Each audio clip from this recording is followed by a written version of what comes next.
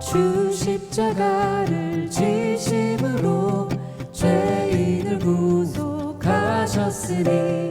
그 피를 보고 믿는 자는 주의 죄도 면하겠네.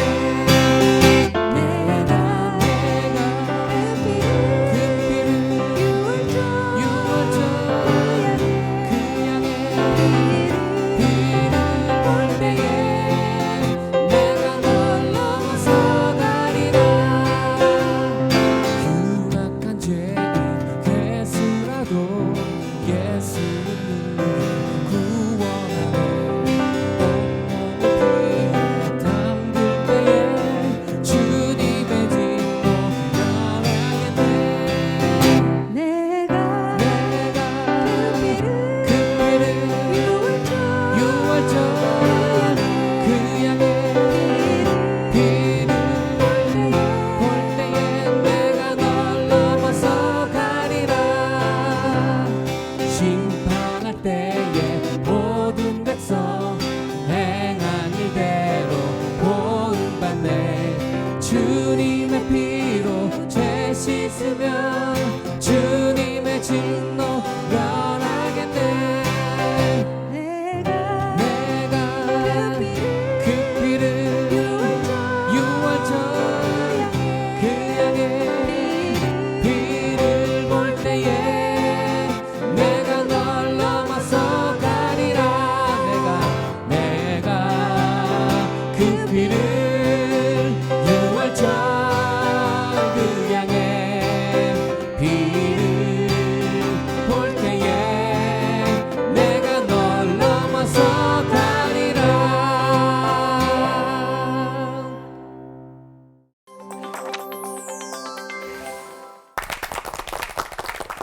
그 양의 피를 볼 때에 내가 널 넘어서 가리라. 오늘 올포원 주제가 바로 방금 부른 찬양입니다. 짐작하시죠? 6월절 어린 양 사건입니다.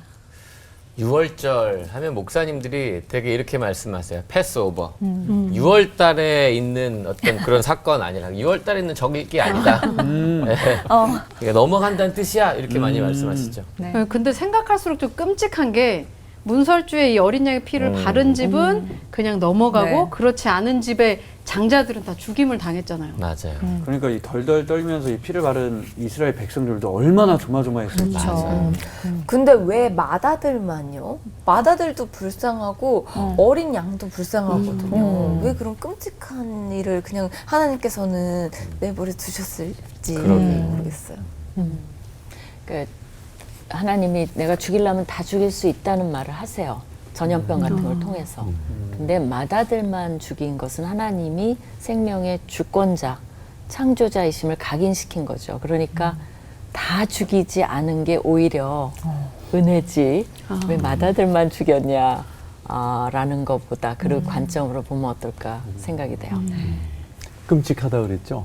네, 맞습니다. 그냥 인간의 죄가 얼마나 끔찍한가를 또 보여주고 있고 또 그 장자가 죽은 그날이 애굽에서는 축제였다 그래요.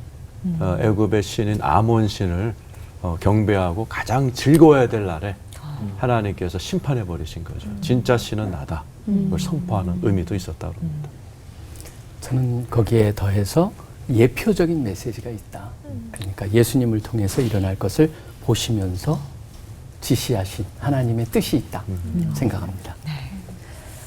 올포원 진행하면서 정말 하나님의 생각이 우리와 많이 다르시구나라는 것을 깨닫게 되는데요. 오늘도 지난 시간에 이어서 특별 게스트 자리로 제 옆자리로 모셨습니다. 순복음 대구교회 조성은 사모님 오셨는데요. 박수로 또 환영해 주시고요. 네, 사모님 그 대구 순복음교회 초빙받아 가실 때 대구에 연고가 아무것도 없는데도 가셨다는 얘기를 들었는데 그때 심정이 어떠셨을지 그 이야기를 좀 여쭤보고 싶었어요. 그렇죠. 대구에 아무 연고도 없었기 때문에 그 이야기를 들었을 때는 엄청 두려웠죠. 사실 저는 앞전에도 얘기했지만 너무나 아버지 밑에 눌려서 자랐고 또 저희 부모님이 두려움이 많으셔갖고 저를 너무 과잉보호를 하셔서 키워서 아무것도 제가 할 줄 아는 게 없었어요. 학교, 교회, 집 밖에 모르던 사람이고 그래서 극도로 변화를 두려워하는 그런 사람으로 자라났거든요.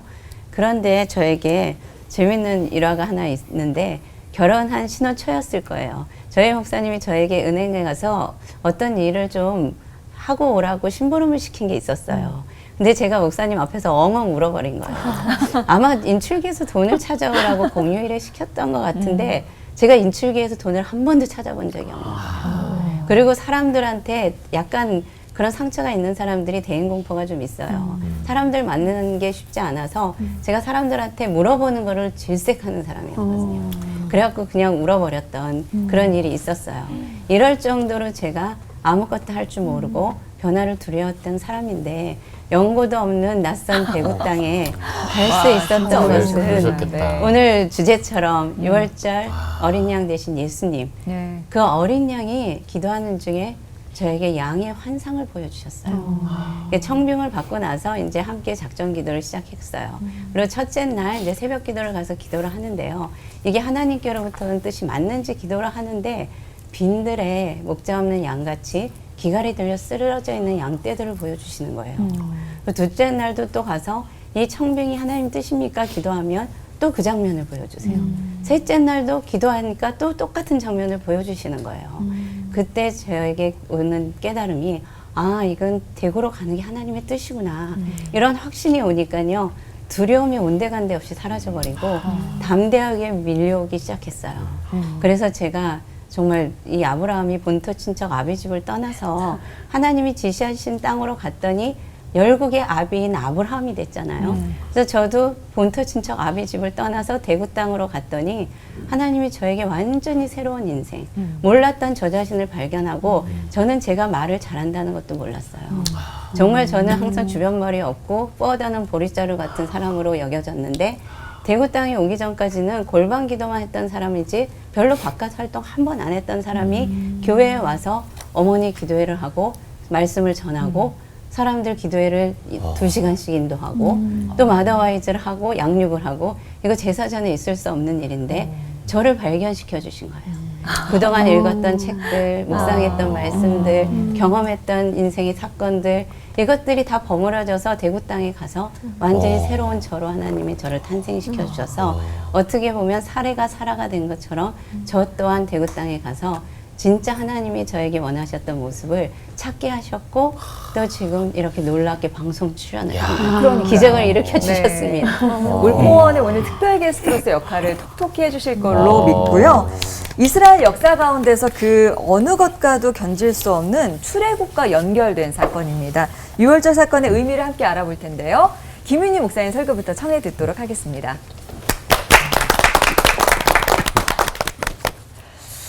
네, 6월절은 유대인에게도 의미가 있고요. 우리에게도 의미가 있어요. 예수님께서 붙잡히시던 날이 6월절의 시작이고 그 다음날 이제 십자가에 달리셨고 그리고 그 저녁부터 안식일이 시작됩니다. 유대인의 안식이죠. 그래서 안식일이 있고 그 다음 날이 부활절이에요. 부활하신 날이죠. 그래서 우리는 6월절이 아니라 부활절을 이제 셀레브레이트 하는 거죠. 그 이유는 예수님이 돌아가신 것이 아니라 살아 계시기 때문이죠. 근데 이제 이 6월절과 연결해서 한 3가지 관점만 구약과 연결해서 한번 살펴보려고 해요. 첫 번째는 이것이 이스라엘을 그 유명한 모세를 통한 10재앙 있죠. 그것의 마지막 재앙과 관계가 있다는 거죠. 장자의 죽음. 그래서 죽음, 구원 이게 연결이 있듯이 나중에 이제 예수님의 죽음, 또 우리 모든 인류의 구원 이런 상징성이 연결이 있다는 것이 첫 번째 포인트고요. 두 번째 포인트는 그렇다면 하나님께서 왜 그냥 첫 번부터 장자를 치시지 왜 9가지 재앙이나 일으킨 다음에 10번째 재앙을 했을까요? 뭐 설명이 딱 있는 건 아니지만 히브리 관념에서는요 3이라는 숫자가 최상급이에요. 거기에는 최상급 표현하는 방법이 없고 3번을 반복해요. 그래서 거룩하다 거룩하다 거룩하다 하면 그게 최상급이에요. 그러면 3번을 했는데 최상이에요. 3번을 3번 하면 몇 번이죠? 9번이에요. 그러면 최상급의 최상급이에요. 그럼 9번 정도 했으면 이제는 막 없어요. 더 이상의 최선이 없어요. 근데도 바로가 항복을 안 한 거죠. 그렇기 때문에 마지막 10번째 여기에 있어서는 하나님께서 이제 더 이상 기회를 줄 수가 없는 거죠. 그런데 그렇게 하신 이유를 또 밝히십니다. 뭐라고 했냐면 출애굽기 9장에 내가 바로를 세웠음은 나의 능력을 내게 보이고 내 이름이 온 천하에 전파되게 하려 하였습니다. 그러니까 하나님이 10가지 재앙을 통해서 그거는 당시에 이스라엘만 외한 게 아니라 이집트 백성도 보고 그 당시에 모든 이방인이 보고 그다음에 온 천하라는 건 뭐예요? 우리도 경험은 안 했지만 10 재앙을 보면서 여호와가 어떤 분임을 배우라는 거예요. 그래서 거기에 목적이 있었다는 것을 보여주십니다. 세 번째는요, 죽음에서 이스라엘을 이제 구원해 주신 상징성이죠. 아까 박 목사님 잠깐 말씀하셨는데 양의 피로, 그죠? 이스라엘 백성이 구원을 얻은 것처럼 예수 그리스도의 피로 온 인류가 구원을 얻을 수 있다는 이 상징성을 이미 우리가 익숙한 거죠. 그래서 그런 이제 중요한 메시지가 거기에 들어있다는 거죠. 그래서 이제 출애굽기 12장에 보면 저는 이 구절을 되게 좋아하는데요. 이 밤은 그 6월절 이제 백성들이 준비하고 있는 그 밤이죠. 이 밤은 그들을 애굽 땅에서 인도하여 내심으로 말미암아 여호와 앞에 지킬 것이니라. 그러니까 우리가 부활절 지키는 것처럼 6월절을 지켜라. 이는 왜 그러냐면 여호와의 밤이라는 말이 나와요. 야훼의 밤이라는 소설도 옛날에 있었어요. 야훼의 밤이라. 이스라엘 자손이 다 대대로 지킬 것이니라. 그러니까 너희는 내가 너를 구원한 그 밤을 그게 내 여호와의 밤이니 절대 잊지 마라. 우리가 그래서 마찬가지로 부활절은 평생 잊지 않아야 되는 거죠. 그렇다면 한 가지 질문만 할까요? 왜 이스라엘이 그렇게 소중했을까요? 하나님한테는. 왜 이집트가 아닐까? 이집트가 더 큰 나라고 더 멋진 나라인데 왜 그렇게 특별했을까요? 왜 대한민국이 아니었을까요? 우리나라를 좀 구원하시지, 그죠? 근데 신명기 7장에 보면 이런 말씀이 나와요. 좀 길어요. 너는 여호와 내 하나님의 성민이라, 그죠? 택하셨다는 거죠. 내 하나님 여호와께서 지상 만민 중에서 너를 자기 기업의 백성으로 택하셨나니 그 이유가 나와요. 여호와께서 너희를 기뻐하시고 너희를 택하신 이유는 뭘까요? 너희가 다른 민족보다 수요가 많기 때문이 아니니라. 너희는 오히려 모든 민족 중에서 가장 적으니라. 그러니까 너희가 잘나서 택했다는 게 아니에요. 너희가 뭔가 특별해서 택한 게 아니라 오히려 못난 민족이야. 근데 내가 너희를 기뻐해서 택했다. 그 이유가 또 나와요. 여호와께서 다만 너희를 사랑하심으로 말미암아 또는 너희의 조상들에게 하신 맹세 그것을 지키려고 하나님의 권능과 손으로 너희를 인도하여 내셨다라는 말씀을 하세요. 그러니까 뭐라는 거예요? 하나님의 사랑과 또 조상에게 하신 약속을 지키시려는 은혜라는 거죠. 그럼 더불어 생각해 보면 여러분은 왜 구원을 받았어요? 왜 우리는 무신론자가 아니고 하나님의 살아계심을 믿는 걸까요? 왜 이단을 믿지 않으세요? 왜 우리는 정통신학을 믿는 걸까요? 우리가 의로워서일까요? 하나님이 동일하게 답하실 것 같아요. 오히려 우리가 못났지만 그렇게 별 볼일 있는 것도 아니지만 그러나 하나님이 다만 우리를 사랑하시고 기뻐하셔서 택한 은혜의 힘을 생각해 봤으면 좋겠어요. 그래서 여호와가 이스라엘 백성에게 야훼의 밤을 기억하라고 한 것처럼 우리는 죽을 때까지 예수 그리스도의 부활의 복음을 전해야 되는 사명이 있다라고 믿습니다. 기도하겠습니다. 하나님 감사합니다. 그 여호와의 밤에 이스라엘을 구원하신 것처럼 그 십자가상에서 6월절 다음 날 돌아가신 예수 그리스도를 우리가 생각하게 하여 주시고 그러나 죽으신 것이 아니라 살아계신 그분을 우리는 영원히 전파하게 하여 주시옵소서. 예수님 이름으로 기도합니다. 아멘. 감사합니다. 네, 오늘 주제가 6월절이죠. 6월절의 의미가 궁금해서 오늘 우리가 같이 말씀도 나누고 또 여러 가지를 나누고 있습니다. 하나님께서도 유월절을 만드신 다음에 너희 자녀들이 유월절 그 의미가 뭐예요? 물어볼 날이 있을 것이다. 출애굽기 12장 26절이죠. 너희 자녀가 묻기를 이 예식이 무슨 뜻이냐 하거든. 아마 우리처럼 궁금했던 것 같아요. 하나님께서 모범 답안을 주셨습니다. 이는 애굽에 있는 이스라엘 자손의 집을 넘어사 우리의 집을 구원하셨느니라 답하라. 구원입니다. 우리 김 교수님이 얘기한 것처럼 유월절의 의미는 구원이죠. 즉 유월절 어린 양은 구원, 예수님의 이름이 죄에서 구원이거든요. 예수 그리스도를 상징하고 예수님의 구원 사역의 그림자라고 할 수 있습니다. 그래서 우리가 그러잖아요. 유월절 어린 양. 그러면 예수를 상징하죠. 그 유월절 때 쓰는 어린 양은 한 살 수컷 흠이 없는 양을 썼습니다. 근데 양은요 5년 동안 자란답니다. 근데 제일 많이 자라는 데가 1년 동안 제일 많이 자란대요. 우리가 본 요만한 게 아니고요. 장성한 수컷. 몸무게는 25kg에서 30kg.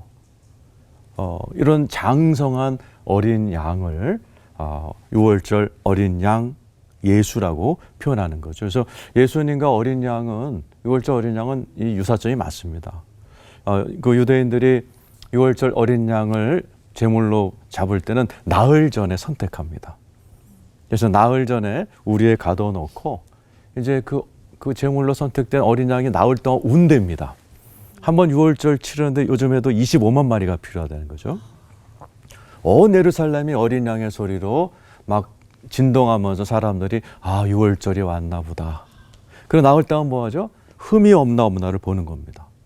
예수님도 예루살렘에 니산월 10일, 14일 날 돌아가셨는데 나흘 전에 들어오셨어요. 그리고 바리새인과 유대인들이 뭐 했습니까? 예수님 흠을 찾으려고 별짓을 다 하면서 예수님의 흠을 찾으려 했으나 찾지 못했습니다. 공통점이죠. 또 유월절에 드리는 그 어린 양들은 베들레헴에서 기릅니다. 예수님이 베들레헴 출신입니다. 예수님이 오셨을 때 베들레헴 목자들이 예수를 처음 만났죠. 대단한 유월절 어린 양은 어떤 의미에서 예수 그리스도를 상징하고 있습니다. 자, 구원. 유월절은 구원이다. 이해되셨죠? 그런데 이 구원이란 말은 단순히 유월절 의미, 패스오버 아까 얘기했죠? 재앙 하나 달랑 건너가는 수준이 아닙니다. 구원이란 말은 큰 단어고 구원이란 말은 전인적인 겁니다. 우리의 죄도 사함받지만 우리의 영혼육의 강건함, 우리의 삶의 모든 부분을 하나님께서 영광스럽게 회복시켜주는 좋은 모든 과정이죠. 그래서 요즘은 개신교에서는 패스오버라고 그러지 않죠. 주님이 돌아가신 부활절, 사흘 전 유월절 해당되는 그날을 굿 프라이데이라고 합니다. 좋은 금요일. 왜? 굿뉴스가 있었기 때문이죠. 어린 양 예수 그리스도께서 돌아가심으로 우리에게도 전인적인 구원이 약속돼 있죠. 죄 사함을 받아 천국 가는 것은 말할 필요도 없고요. 이사야 53장 5절 그가 찔림을 받음으로 채찍에 맞아 우리가 나음을 받았다. 우리의 치유를 약속하고 있고 고린도서 8장 9절에는 그가 부유하신 이로써 너희를 위하여 가난하게 되면 그의 가난함으로 말미암아 너희를 부유하게 하려 합니다. 우리나라 그렇게 가난했지만 130년 전에 예수가 들어오고 났더니 G12 얼마나 부강한 나라가 됐어요. 이와 같이 유월절 어린 양, 유월절은 구원을 상징하고 구원의 본체이신 예수 그리스도의 그림자입니다. 그래서 오늘 이 땅에 살아가시면서 정말 예수 안에 거하시면서 주님이 주시는 전인적인 구원을 많이 체험하시고 거룩하고 온전하고 영광스러운 인생으로 회복되시는 여러분 되시기를 예수의 이름으로 축복합니다. 기도하겠습니다. 유월절 어린 양의 피로 구원해 주심을 감사합니다. 그 크신 구원, 전인적인 구원, 내 삶 전역을 이 세상을 구원하시는 어린 양 예수를 날마다 누리면서 놀라워하면서 찬양하며 살아가는 저희들이 되게 하여 주시옵소서. 예수님의 이름으로 기도드리옵나이다. 아멘.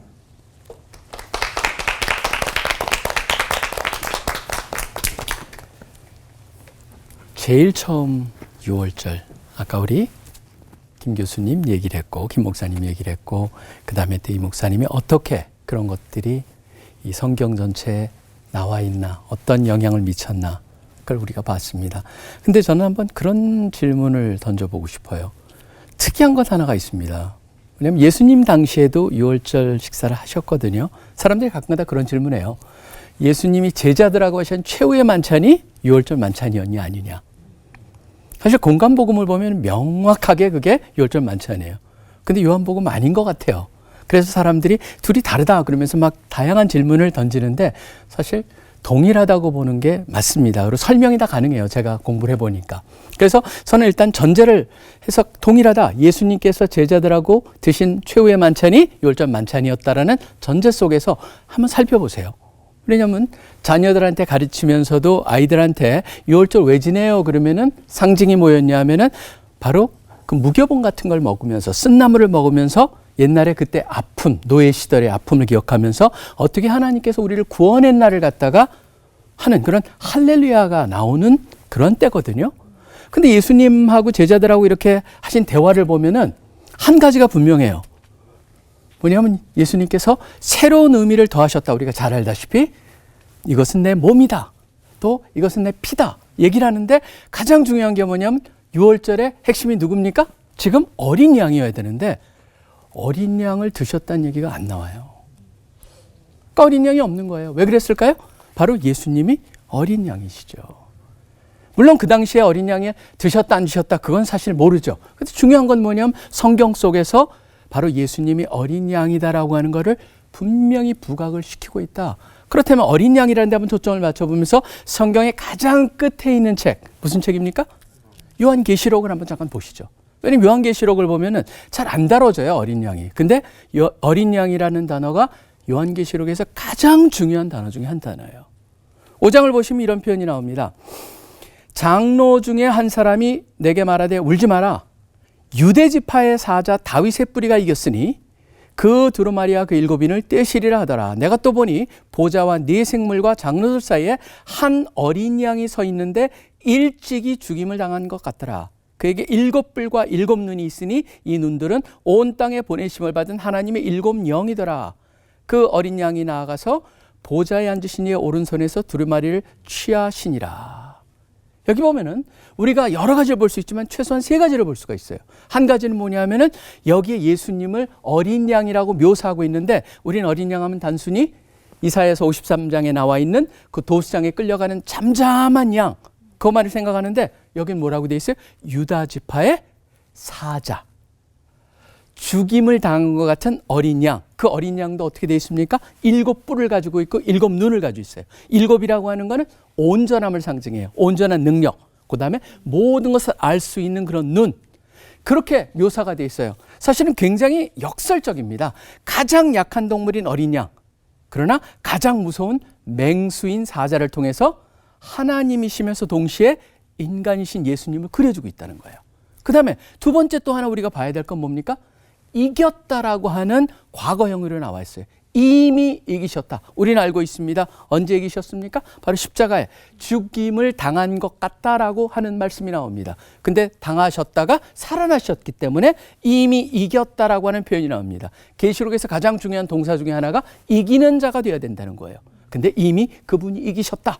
그 다음에 세 번째, 그렇기 때문에 그분이 인을 뗄 수 있다가 나옵니다. 하나님의 구속사를 드디어 완성을 향해서 펼쳐질 수 있게 되었다라고 하는 것이죠. 자, 그것이 어린 양이에요. 그럼 그거랑 우리 믿는 사람, 성도들이랑 관계가 있습니다. 바로 생명과 죽음이 그 어린 양이 결정을 한다. 거기에 나와 있는 가장 중요한 개념 중에 하나가 어린 양과의 관계를 흰옷에 비유하고 있습니다. 백이민족이기 때문에 우리 눈에 특별히 관심이 있죠. 흰옷. 사람들이 그렇게 보면 곤란합니다. 근데 왜냐하면 계시록 7장을 보면 이렇게 나와 있어요. 7장 14절에 큰 환난에서 나오는 어린 양의 정체를 논하면서 어린 양의 피에 그 옷을 씻어 희게 하였다. 피에 씻었는데 희게 됩니다. 무슨 말일까요? 굉장히 상징적인 표현이라는 거 볼 수 있죠. 그 다음에 이 어린 양이 그러면 우리가 씻으면 되는구나. 그렇진 않아요. 사실 계시록에 보면 또 반복되는 말씀이 있습니다. 어린 양의 생명책에 기록된 사람들이라는 표현이 2번이 나옵니다. 결국 구원을 받을 사람들은 하나님께서 태초 전에 이미 그 사람들 어린 양의 생명책에 집어넣으셨고 그 어린 양과 더불어 이 사람들은 이길 수 있다라고 하는 게 17장에 나와 있어요. 그 어린 양과 같이 이긴다. 그 다음에 더 재밌는 건 뭔지 아십니까? 사자 어린 양이 그 다음에 뭘로 연결되냐면 목자로 연결이 됩니다. 7장에 보면 17절에 이렇게 되어 있습니다. 보좌 가운데에 계신 어린 양이 그들의 목자가 되사 생명수 샘으로 인도하시고 하나님께서 그들의 눈에서 모든 눈물을 씻어 주실 것입니다. 이게 바로 계시록 가장 끝부분에 나오는 부분하고 연결이 되어 있거든요. 사실 여러분 여기 보시면요, 저는 이걸 통해서 우리가 볼 수 있는 건 결국 역사는 뭡니까? 역사는 한마디로 하나님의 이야기고 하나님의 인간 구속을 향한 모든 것. 그렇기 때문에 유월절 사건도 그 안에 있는 메시지가 있고 그 메시지를 통해서 예수 그리스도를 보게 하고 예수 그리스도를 통해서 우리의 마지막을 보게 한다라고 하는 것이죠. 결국 그 예수님을 통해서 우리 모두가 이기는 자가 되고 어떤 상황이든 간에 그분을 의지해서 우리 모두가 바로 그 구원에 동참하고 하나님과 영원한 교제를 나누는 그 시간을 꿈꾸며 승리하시는 여러분 되시기를 간절히 축원합니다. 기도하겠습니다. 하나님 아버지 감사합니다. 우리를 태초 전에 어린 양의 생명책에 기록해 주셔서 우리가 지금 이 자리에 있는 것을 고백합니다.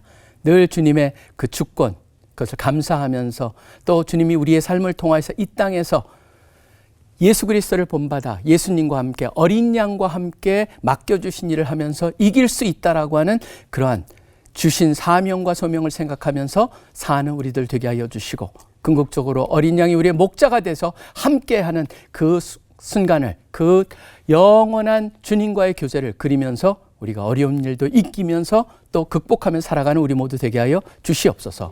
이 모든 기도 예수 그리스도 이름으로 간절히 기도합니다. 아멘.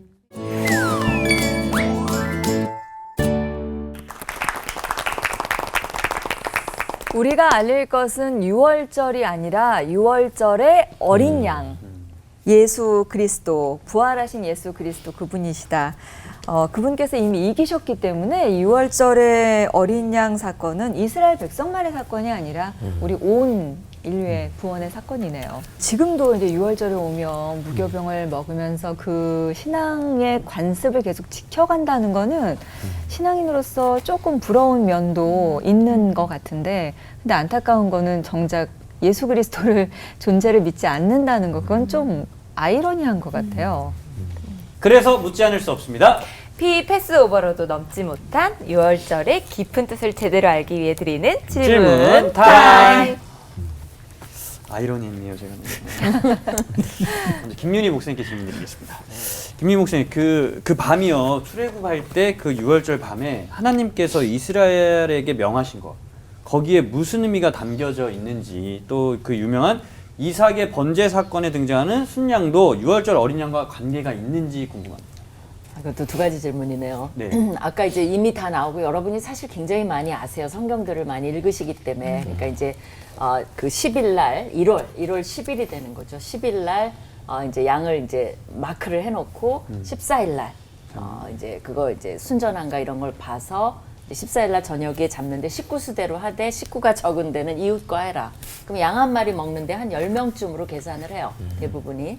그리고 그때 당시는 또 양의 피를 물론 문설주에 바르고요. 고기를 이제 불에 구워 먹고 무교병, 누룩. 그래서 나중에 그 누룩이 죄의 상징으로도 신약에 쓰였어요. 그래서 누룩을 없게 하라. 이제 급하게 만들어야 되니까. 또 쓴나물, 이제 고생 같은 거 생각하면서 먹어라. 근데 이제 고기를 왜 불에 삶지 말고 날로도 먹지 말고. 근데 이제 날로 먹는 건 옛날에 신들에게 제사를 많이 드렸어요. 날고기를. 그러니까 이제 학자들이 날건 안 된다. 그럼 왜 삶지 말라 그러나? 이집트 사람들이 많이 삶아 먹었어요. 그래서 그것도 하지 말고 일단 이제 그럼 왜 불에 다 굽냐? 이거를 이제 온전히 다 통째로 보존하는 그런 상징성, 그죠? 양을 이제 그런 게 있지 않겠나라고 많이 얘기를 합니다. 그래서 고기를 이제 구워 먹고요. 뼈를 꺾으면 안 되고요. 그럼 우리는 그건 알죠. 왜냐하면 예수님도 뼈를 꺾으면 안 된다고 했으니까 그 상징성을 남겨놓는 거죠. 또 먹다 남은 것은 다 없애버려야 돼요. 그럼 왜 그랬냐? 그럼 설명은 안 나와요. 그러나 학자들이 뭐냐면 예수 그리스도의 몸을 예표했기 때문에 거기서 뭐 성스러운 것이 막 남아있고 부스러기가 있고 막 아침까지 지저분하고 아마 그런 것을 방지하려는 뜻이 아니었겠냐 이렇게 생각을 하고요. 그러고서 이제 허리에 띠를 띠고 발에 신을 신고 뭐 지팡이 짚고 이제 빨리 나가야 되니까 이제 하나님께서 그런 것을 다 지시하시고 나중에 이게 좀 변질된 건 있어도 이제 그런 것을 아이들이 물어봤을 때 하나님의 역사를 얘기해 주는 게 있는 거죠. 근데 아까 그 이삭의 수량은 사실은 400년간 그 연도가 차이가 있어요. 그러니까 400년 전 정도에 일어난 일과 이게 무슨 연결이 있을까? 뭐 이렇게까지 직접적인 건 아니지만 그 아들을 대신한 대속, 그죠? 또 아브라함의 믿음과 순종. 그렇다면 반대로 이스라엘을 대신한 대속, 그죠? 또 이스라엘 백성이 문설주에 바르는 것을 믿음으로 순종을 했었어야만 되는 거죠. 뭐 그런 연결성은 찾아볼 수 있겠죠. 이번에는 이건호 목사님께 네. 질문 드릴게요. 이건호 목사님께서는 유대인들과 성경 공부를 같이 한 경험이 있으시다고 들었거든요. 그러면은 유월절 의식도 직접 보신 건가요? 네. 그렇다면은 직접 눈앞에서 바로 보신 그 유월절에서 먹는 음식이나 관습에 관한 그런 직접 보신 거를 생생하게 보신 거를 좀 얘기해 주셨으면 좋겠고요. 또 왜 그들이 그 유다의 사자라고 하는 예수님을 왜 어린 양으로 부르게 됐는지도 알려주셨으면 감사하겠습니다. 네, 그 제가 이제 유학할 때 그 여자 파일로트였어요. 유나이티드 에어라인에. 근데 그분은 성경의 사랑에 빠져서 일생을 성경을 연구하신 분 하고 이제 미국 분들하고 한국 목사님 서너 분하고 1년 좀 넘게 매주 목요일 모여가지고 이제 성경 공부를 했습니다. 그래서 절기마다 그분들 집에서 유월절도 해보고 초막절날 텐트도 들어가 보고 그렇게 참여를 했는데 그 유월절 만찬 굉장히 기억이 나요. 첫 번째는 되게 길었어요. 그리고 순서마다 성경을 읽어요. 뭐 하나 먹고 성경 찾고 뭐 하나 먹고 성경 찾고 4잔의 포도주를 마시는데 먼저 2잔을 먹고 시작합니다. 첫 번째 잔 성결의 잔, 두 번째 잔은 재앙의 잔이라고 그래갖고 그때는 10가지 재앙을 3번씩 얘기를 해요. 피 개구리 이게 교육하는 거죠, 자녀들. 그래서 만찬이 시작이 됩니다. 그러면 이 쓴 나물을 먹고 성경을 찾는데 되게 와닿았어요. 이게 노예 생활하면서 흘린 피, 눈물, 피눈물이다. 그러면서 또 하나는 홍해 넘어갈 때 이스라엘 사람들 넘어와서 좋지만 이스라엘 사람들을 쫓아왔던 애국 군인들 수백만의 그 군인들도 누군가의 아들이고 누군가의 남편이다. 그들의 죽음도 기억하자. 그렇게 성경을 찾더라고요. 그런 식으로 성경을 먹고 찾고 이제 맞자를 3잔을 놓다. 떡을 3개를 올려놔. 이게 삼위일체라고 그러더라고요. 가운데 걸 뺍니다. 예수님을 반으로 잘라서 세마포에 그거를 싸서 숨기죠. 이거 아피코멘이라고 그러는데 그걸 자녀들에게 찾게 해요. 그럼 누군가 찾아옵니다. 그럼 걔한테 너 찾았구나 칭찬을 해주고 네가 찾았으니 다음 절기인 오순절날 선물 줄 걸 약속할게. 근데 이게 예수님께서 그랬죠. 제자들한테 너희가 약속한 것을 위해 기도하라. 그 성령이 임했을 때 오순절날 베드로가 하나님이 약속하신 선물을 우리가 받았다. 예수 그리스도 세마포에 쌓여서 무덤에 갇히만 부활하신 예수를 다시 만난 제자들에게 성령님이라는 선물을 약속을 지키셨다. 그러니까 이런 식으로 말씀이 이렇게 풀어져 가면서 굉장히 인상적이었습니다. 그래서 이 유대인들이 이렇게 절기를 우리처럼 뭐 구정 뭐 이렇게 추석 용돈 주고 끝나는 게 아니고 성경을 가르치면서 민족의 정체성을 이렇게 찾아가는구나. 신앙을 이런 식으로 이렇게 전수해서 이렇게 단단한 유대인이 됐구나. 아까 얘기하신 것처럼 이제 4가지 질문을 이제 자녀들이 합니다. 읽어드리면 왜 이날은 특별히 무교병만 먹나요? 왜 쓴나물을 먹나요? 왜 2번 찍어 먹나요? 왜 비스듬하게 먹나요? 그럼 아버지가 이제 설명을 해줘요. 비스듬하게 있는 건 노예 시절 꿈도 못 꾸던 일이다 이거는. 자유인이 됐다는 의미죠. 이렇게 누워서 먹는 거다. 이런 식으로 하나하나 성경을 가르쳐 주는데요. 1시간 반에서 2시간 걸렸던 것 같아요. 근데 굉장히 유익했고 예, 정말 6월절 만찬이 정말 우리에게 복음을 가득 담은 만찬이구나 이런 생각을 좀 했습니다. 미어캣으로 불리우는 제가 한번 질문을 드려보겠습니다. 이번에는 계시록 전문가 박성민 목사님께 한번 맞춤 질문을 한번 드려보도록 하겠습니다. 요한계시록을 보면 어린 양과 함께하는 자들이 흰 옷을 입었다고 반복해서 계속 나오잖아요. 심지어 그 흰 옷은 어린 양의 피에 씻어 희다라는 표현까지 나오는데 이 말씀이 상징하는 게 어떤 건지, 또 구약시대부터 6월절 어린 양으로 예견되어 온 예수님을 이스라엘 사람들은 왜 믿지 않았는지 너무 궁금합니다. 사실 옷을 어린 양의 피에 씻어서 희게 됐다라고 되는 게 보면 굉장히 역설적이잖아요. 그게 계시록의 일종의 표현이에요. 아까도 보면은 유다의 사자인데 또 어린 양이잖아요. 그 사자가 갑자기 어린 양으로 바뀌는 게 아니에요. 마치 홀로그램 같아. 이쪽으로 보면은 사자고 일로 보면은 어린 양인 동시에요. 근데 뭐 우리 성경이 조금 이제 전 계시록을 보면은 번역이 약간 좀 왜 그렇게 했을까라고 의문이 되는 게, 우리 성경 읽어보시면 5장을 보면 유대의 사자라고 돼 있어요. 근데 7장 가면 유다 지파로 나와요. 그러니까 그 유다로 통일해야 되는데 조금 틀리다는 거를 서로 그걸 발견할 수가 있고, 또 하나 흰옷을 갖다가 하면서 힘든 거는 흰옷을 쫓아가 보면요. 계시록 전체에서 희다는 것이 어디랑 연결되어 있냐 하면은 24장로가 보좌를 둘러싸고 있는데 24장로가 흰옷을 입고 있어요. 24가 왜 24냐 그랬을 때 상징적일 것이다. 24는 바로 구약의 12지파 또 신약의 12사도를 상징한다. 그래가지고 그 하나님의 백성을 대표하는 걸로 봐요. 그렇기 때문에 나중에 계시록 21장 가면은 그 12지파가 기초석이 되고 12사도가, 그 다음에 12지파가 12문이 되는, 그래서 새 예루살렘을 그려주거든요. 그러니까 희다라고 하는 게 그 24장로가 희고, 또 나중에 19장 가보면은 백마를 타신 분도 흰 옷을 입었다고 돼 있어요. 그분이 거기 보면 분명히 예수 그리스도예요. 거기에 나온 명칭을 보면은. 그러니까 예수님이 흰 옷을 입고 나타나시는 그 모습이 또 19장에 나와 있어요. 근데 20장에 가보면은 또 보좌 얘기가 나올 때 흰 보좌, 그걸 이제 옛날 말로 백보좌 심판하고 연결해가지고 하는 그 흰이 나오거든요. 희다라고 하는 것은 계시록에서 뭐냐면 결국은 계시록의 가장 인간의 끝에, 사실을 보면 저는 흥미로운 게요. 하나님과의 백성의 관계가 때로는 이렇게 친구의 관계, 형제랑 관계도 이촌이잖아요. 그리고 부모와 자녀 관계로 나왔을 때도 일촌이잖아요. 근데 하나님과의 관계가 가장 가까워지는 게 뭐예요? 무촌이 되는 거예요. 그게 21장에서 하늘에서 새 예루살렘이 내려오잖아요. 그래가지고 그 어린 양의 혼인잔치 그려주고 있거든요. 하나님과 하나 되는, 그러니까 무천의 관계가 되는, 영원히 하나님의 얼굴을 볼 수 있는, 그걸로 끝이네요. 그러면은 그 안에서 계시록에서 흰옷의 역할은 뭐냐?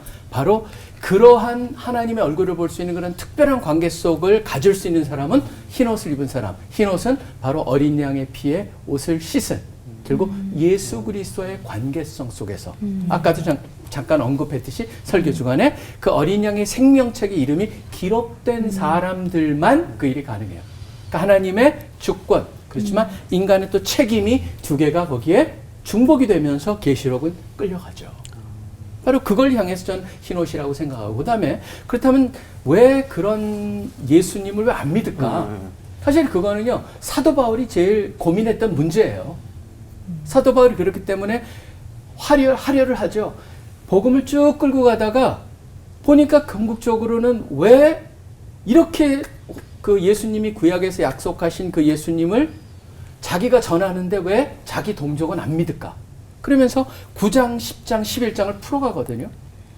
그런데 그 11장의 끝부분에 가면 사도 바울이 답을 줘요. 11장에 보면 돌 감람나무, 좋은 감람나무 그 얘기를 하다가 접붙임. 그러면서 그 밑에 가보면은 24절인가 보면은 이방인의 온전한 수가 다 구원을 받게 되면 그 다음에 온 이스라엘이 구원을 얻을 거라고 나와요.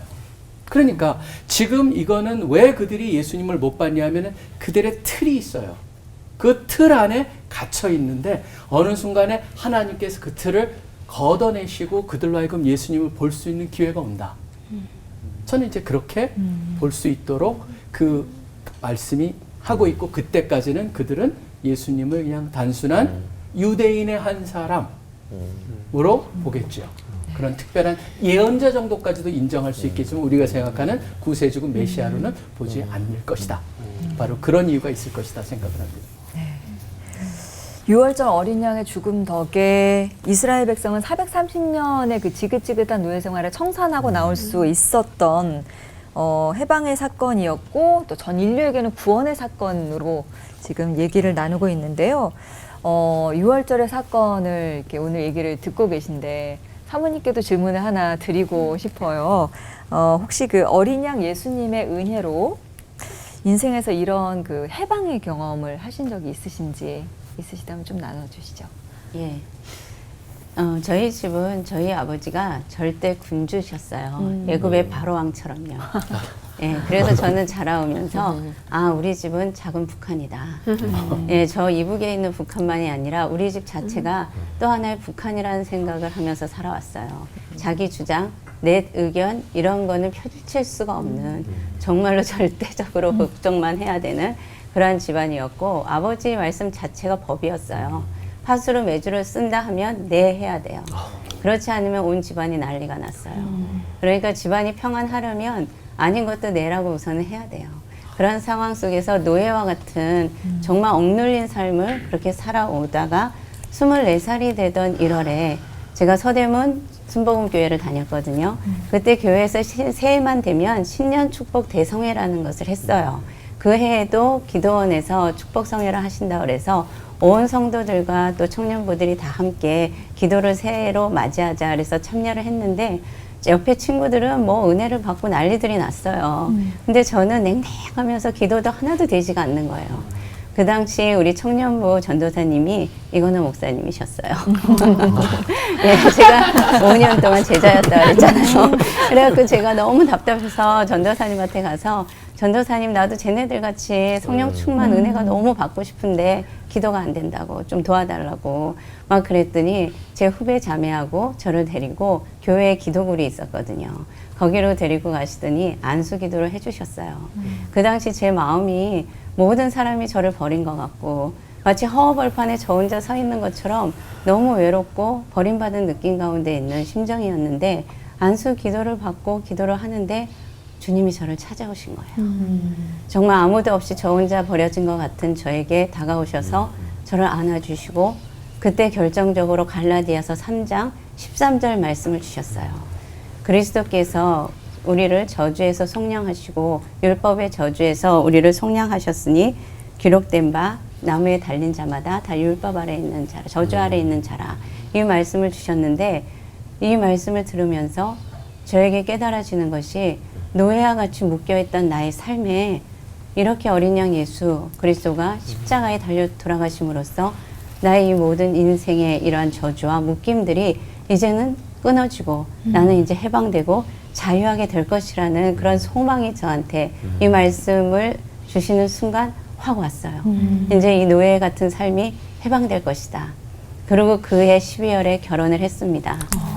예, 그리고 나서 예, 정말 결혼식 저에게 6월절 어린 양으로 찾아오신 예수님이 제 인생의 문을 열기 시작하셨어요. 남편하고 결혼을 하자마자 제주도 예약을 할 수가 없어갖고 간 게 대만으로 선교 여행이었어요. 예, 한 번도 해외를 나가본 적이 없는 사람인데 대만으로 선교 여행을 시작해서 7개월 후에는 스위스 선교사로 나간 거예요. 그러면서 제가 헤아려 보니 11개의 나라를 다니면서 목사님과 함께 선교하고 복음을 전하는 삶을 살게 하셨더라고요. 정말 서울의 이문동이라는 아주 조그마한 동네에서 태어나고 결혼하기 전까지는요 생전 한번 그 동네를 벗어나 본 적이 없었어요. 그런데 6월절 어린 양 되신 예수님이 제 인생에 찾아오신 순간 찬양처럼 제 삶의 문이 열려버렸습니다. 그리고 주님께서 저의 모든 저는 이런 상처가 깊은 사람이라 정말 위장병을 달고 살았거든요. 6살 때 위궤양 판정을 받았어요. 극심한 공포와 스트레스에 눌려서 6살의 의사가 이건 도저히 어린아이들한테 내릴 수 없는 병명이 위궤양이라는 거예요. 그래서 제가 오랜 세월 동안 죽을 도시락으로 싸갖고 다닐 정도로 위장병에 시달렸는데 결혼을 해서 목사님의 내적 치유를 받고 이 위장병이 눈 녹듯이 없어진 거예요. 지금까지도 위장이 튼튼해요. 그렇게 6월절 어린 양 우리 예수 그리스도가 제 인생에 찾아오셔서 삶의 문도 열리고 병도 치유받고 이렇게 통통하게 살이 쪘잖아요. 예, 저는 지금도 네. 우리 주님 다시 오실 때까지 제 새로운 삶의 문들이 더 많이 열릴 것을 기대하고 있습니다. 네. 정말 놀라운 은혜의 체험을 생생하게 전해주셨는데 인생의 6월절 우리도 이렇게 경험한 사람들이잖아요. 맞아요. 네. 그 저희가 보혈 찬송도 하고 이 성찬식도 하지만 네. 어린 양의 피를 잊고 살아가는 순간이 정말 많은 것 같거든요. 맞아요. 근데 이 구원받은 자로서의 이 속죄함을 평소에도 좀 기억할 수 있는 방법, 그리고 구원받지 못한 자들이 대속의 은혜를 좀 누릴 수 있는 그런 그 사례들을 혹시 목사님들께서 보신 적이 있고 경험하신 적이 있으신지 궁금합니다. 오은자매님께서 이제 속죄를 자꾸 잊어버린다 그러셨죠. 이제 많은 분들이 예수 십자가의 그 속죄를 잃어버리고 죄책감에 시달리고 그러면 상당히 많습니다. 그 외 찬송가 샘물과 같은 보혈은 그걸 작곡하신 윌리엄 쿠퍼라는 분이 좋은 예가 될 수 있을 것 같은데 목사 아들이었습니다. 어머니가 일찍 죽었고 몸도 약했고 신경쇠약에 걸려서 이분은 법대로 하는데 변호사인데 한 번도 대인공부증 때문에 법원에 못 간 사람이에요. 그러니까 나는 하나님이 싫어하나 보다. 그래서 이분이 주님을 떠납니다. 목사 아들인데. 그러다가 어느 날 로마서 3장 23절, 24절, 25절 값없이 주시는 예수 그리스도의 속량 이 말씀을 읽다가 이분이 거듭나는 체험을 하게 되죠. 그리고 다시 예수님께로 돌아왔고 스가랴 13장 1절에 우리의 죄를 정결하게 하는 셈이 이스라엘 족속에 열린다라는 말씀을 듣는 순간에 나같이 이런 속죄를 잃어버린 자들을 위해서 만든 찬양이 샘물과 같은 보혈입니다. 그래서 우리 성도님들에게도 이 예수 그리스도의 속죄를 잊지 않기 위해서 제가 늘 하는 말이 우리 교인들한테 오늘 제 설교가 마음에 안 하다면 십자가만 쳐다보시라고. 저 십자가의 의미를 제가 수없이 설교했는데 그 십자가에서 일어난 위대한 교환, 십자가의 속죄, 십자가에 하나님께서 이렇게 하신 여러 예수의 피가 아벨의 피보다 더 큰 소리로 나를 사랑한다고 외치는 소리, 그리고 밖에 나가다가 얼마나 십자가가 많아요. 운전하다 서가지고 다른 교회 십자가를 볼 때에도 십자가의 의미를 생각하고 집에다가 십자가 다 걸어놔라고 그래요. 없으면 매직으로 그리라고 그럽니다. 그러면서 그 십자가가 나한테 어떤 의미인가를 늘 묵상하면서 그 십자가 예수의 피 속에 살아라. 아까 호흡 얘기하셨는데 예수의 피를 호흡하면서 살아갈 때 우리가 그 속죄를 떠나지 않을 수 있다. 이제 그렇게 저는 이제 영적으로 지도해 드립니다. 하나님이 왜 6월절을 리처, 그걸 의식이라 그러잖아요. 그걸 왜 주셨을까? 그리고 하나님 생각해보세요. 되게 재밌는 분이에요. 메뉴까지 다 주셨어요. 쓴나물에다가 그죠? 뭐 누룩 넣지 말고 해라. 또 먹는 그 자세까지 다. 그러니까 이제 인간이 그런 리처의 중요성을 하나님이 아신다라고 봐요. 그래서 우리가 그걸 자꾸 기억하는 그것도 잊혀지지 않는데 안타까운 것은 예수님이 다 해결하셨는데 아직도 양을 잡고 있는 게 안타깝지만 우리의 이제 부활절, 그다음에 어떤 의식 이런 것들을 조금 더 나는 더 의미 있게 하는 것이 복음 전파에 도움이 되지 않나. 왜냐하면 전 세계의 그 기자들이 그 6월절을 리포트하기 위해서 모이거든요. 그럼 우리도 뭐 어떤 의식을 정말 전 세계 기자들이 와서 그럼 사람들이 다 우리 지금 공부하고 있잖아요. 6월절의 그 의미가 뭐예요? 근데 사실 부활절이 더 중요하거든요. 그래서 어떻게 신앙을 유지하느냐? 저는 그 방법이 이제 여러 가지 중에서 굉장히 좋은 방법들이라고 생각이 돼요. 교수님이 얘기한 것처럼 이제 성찬이라든지 성찬, 그렇죠. 네, 그리고 사순절 또 고난주가 집중적으로 십자가 메시지를 듣거든요. 속죄의 메시지를 듣는 거.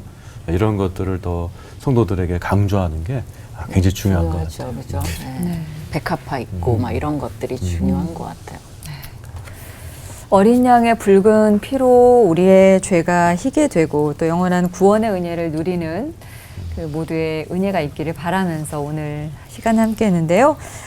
지난 회와 또 이번 회 특별 손님으로 함께 참여해 주셨는데 사모님 어떠셨어요? 예, 정말 올폰에 대해서 제가 주변에서 너무 칭찬을 많이 듣고 있거든요. 물론 저희 목사님 출연해서가 아니라 예, 올폰을 통해서 너무 많은 은혜와 몰랐던 성경의 내용들을 많이 배운다는 이야기를 듣고 있습니다.